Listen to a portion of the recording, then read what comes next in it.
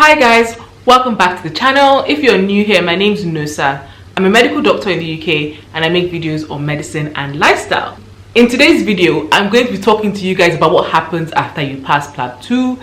We're going to be discussing going down the NHS route for a job or going down the private route, the pros and cons and how much you earn depending on which route you go for. So if you guys would like to see more, please keep watching. So I'm guessing you're here because you've just passed Plab 2 or you have plans on moving to the UK or you're currently in the process of arranging to take your Plab. Either way, congratulations if you've just passed or you're planning to pass anytime soon. I wish you the best of luck. Now, in terms of deciding the next best step for you as a doctor moving to the UK is ask yourself this question: do you have more than 12 months experience working as a doctor after medical school? I've had a few people ask me this question of whether internship in medical school counts. It does not. If you have less than 12 months work experience as a doctor in your home country or wherever you graduated, then the only option as far as I'm aware in the UK as at present is to go down the Foundation Year 1 route.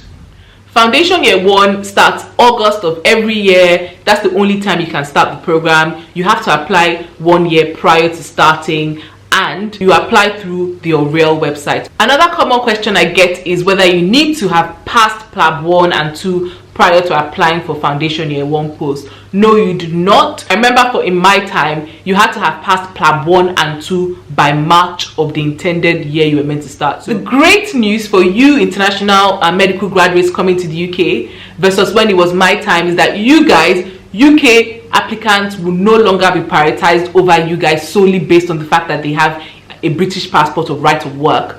Basically, international medical graduates and UK medical graduates are going to have an equal chance to compete for Foundation Year 1 post. So yeah, before, international medical graduates would not be considered for this Foundation Year 1 post because they did not have the right of work to apply. But as of now, they will give you the right of work to apply by issuing you a certificate of sponsorship to apply for a Tier 2 work visa. So yay for you guys, for those of you that have graduated abroad and want to come and do your Foundation Year 1 training here. That is amazing news. Just so you know, the Foundation Year 1 trainee take-home pay is around 2,100 a month if you're doing, the intended night shifts and long days they assign you on a rota. Please note, for those of you that say, oh, I want some Foundation Year 1 training experience in the UK even though I have 12 months experience abroad, unfortunately, they do not allow that here. It is a blanket rule. If you've had more than 12 months clinical experience after medical school, you would not be allowed to apply for a Foundation Year 1 post. So you have more than 12 months experience working as a doctor after medical school.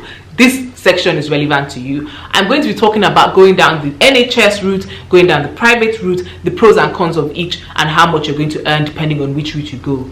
By the way, the world is your oyster once you've done, more than 12 months clinical experience. You have way more options than people that have done less than 12 months because obviously the only option they've got is to go down the Foundation Year 1 route.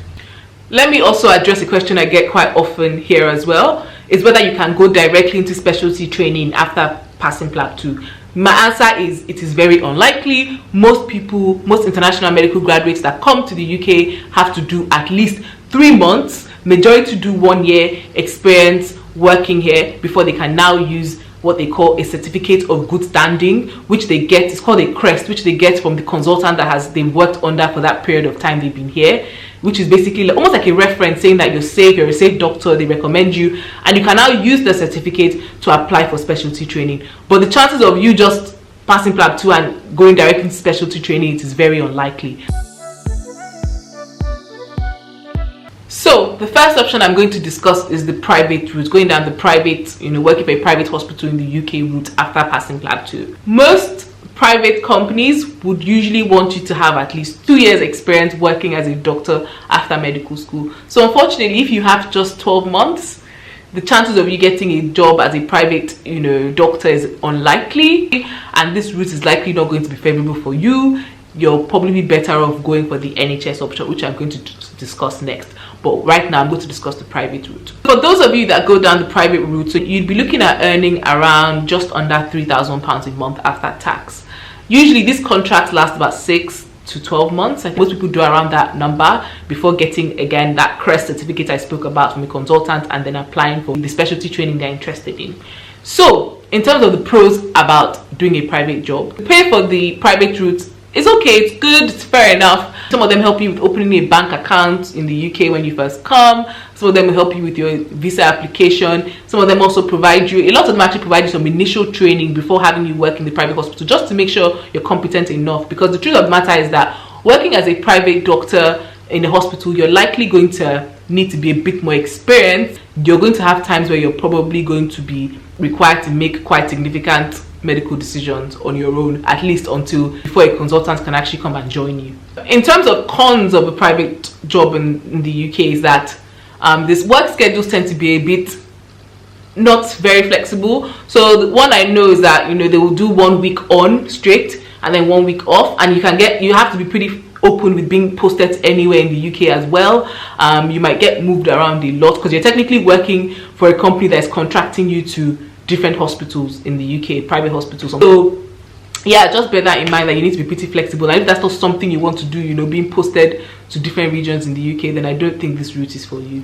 The other con I was going to mention about working this private route is that, you know, as a doctor wanting to go into specialty training with the NHS, you ideally would like experience working in the NHS, because people underestimate how much you need to know. You need to know little, like just how the NHS runs, you know, how referrals are done, how the discharge process works, just those little things, those organizational information, if that makes sense.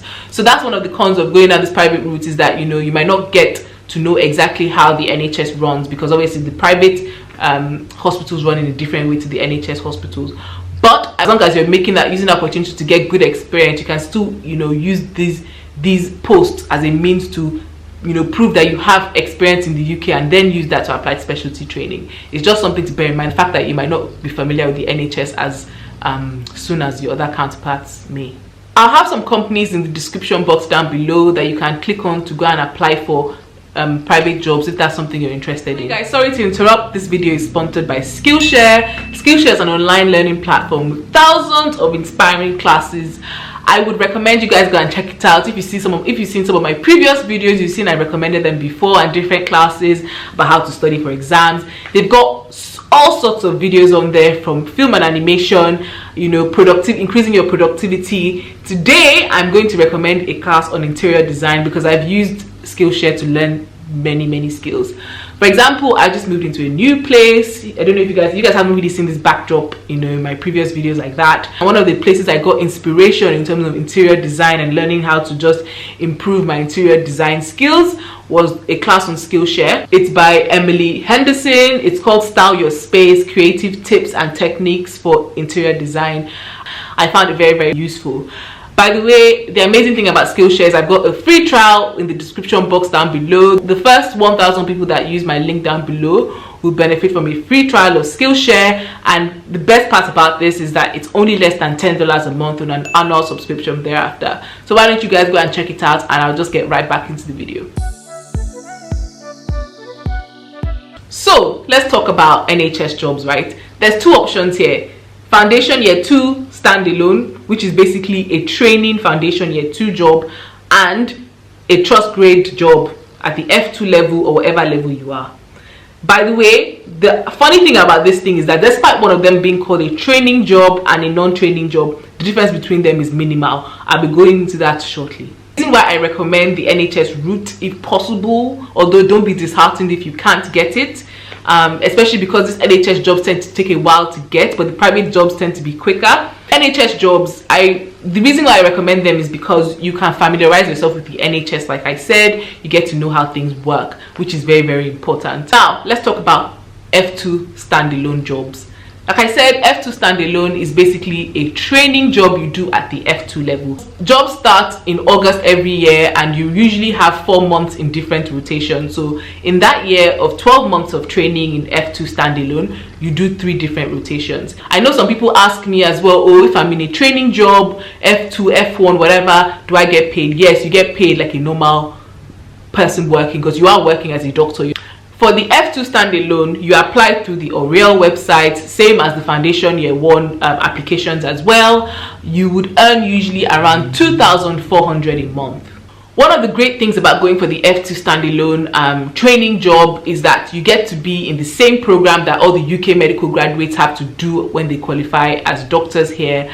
Basically, you have a structured program you follow, and as long as you follow the structure and get the competencies they ask you to get, and get signed off, you get a good certificate called FPCC at the end of your foundation year 2 training, which you can then use to apply for specialty training. This is the same certificate that all the other UK medical graduates are going to get as well. So the next option also is known as the trust grade job, the foundation year 2 trust grade job, or any job that says trust grade job is basically the next option. So this is usually the most popular route for international medical graduates coming to the UK. It is known as a non-training job, but in reality you're doing the same job as somebody else at the same level in a training job. So just so you know, anytime you see trust grade job in any job description, just know that it is a non-training job, which is not a bad thing, but I'm going to explain the differences between a training job like the F2 standalone or the foundation training program or specialty training program versus a non-training job, which is basically like a trust grade job. Like I said earlier, the job is basically the same as far as what you do. You see patients, you follow up results, you do night shifts most cases, but the main difference is that the school is technically not obliged to train you. You're basically just working for service provision. So for example, now the F2 standalone, which is the training job, they would get to have teaching once a week with the foundation school. They are actually obliged to let you go for teaching, right? It is part of your contract. Meanwhile, somebody doing a trust grade job will not be obliged to go for teaching because you don't have a contract that says that you have to attend teaching. Some places you can negotiate that and say, oh, I would like to attend teaching, and they'll be fine with that, but just bear in mind that's one of the differences between a training job and a non-training job. Secondly, non-training jobs tend to be in the same specialty throughout. So someone that's just passed Plab 2, let's say for example you're interested in obs and gynae, they might come and you have some experience in obs and gynae abroad. You come to the UK, you're like, okay, this specialty I want to get into. I would recommend you probably go for a specialty that you're possibly interested in. Doesn't matter if you don't get into that specialty, any experience in the NHS is good, but ideally if you can go for a specialty that you're interested in getting into as a trust grade job, that is best. So you get into that job and you do that job for 12 months. That's one of the difference between a training and a non-training job. In a non-training job, you're likely to be in the same specialty throughout, versus a training job, like I mentioned before, you rotate every 4 months. So you get access to different specialties, because the idea is that you're training, you should be getting experience and getting broader knowledge in general. Another important point with a non-training job versus a training job is that non-training jobs, there is no career progression. So if you join as a trust grade at the F2 level, you're always going to be a trust grade at the F2 level, right? Like there's no progression in that unless you actually go out of that trust grade job and apply for a training job. Meanwhile, the other person that is in a training job like an F2 standalone doing the same job as you, once they finish that year, they're going to get their certificate and progress further into whatever specialty training they're interested in. Take home pay for these trust grade jobs can vary quite a bit depending on your level of experience, and it's open for negotiation as well. You'll be taking around 2,500 a month if you're doing night shifts, long days, and basically following the standard rota that people in training posts would follow. To apply for NHS jobs, you can go through the NHS jobs website. I'll leave a link in the description box down below. You can go for health jobs, and there are loads of options out there. If you're not sure what job you want to go for in terms of specialty training later on, then I would recommend you just go for like a medical job, any medical job, like maybe care of the elderly. So yeah, I hope you guys found this video helpful. If you have any questions about what happens after Plab, please leave them down below. I'll be happy to help where I can. Thank you guys for watching, and I'll see you in my next one. Bye.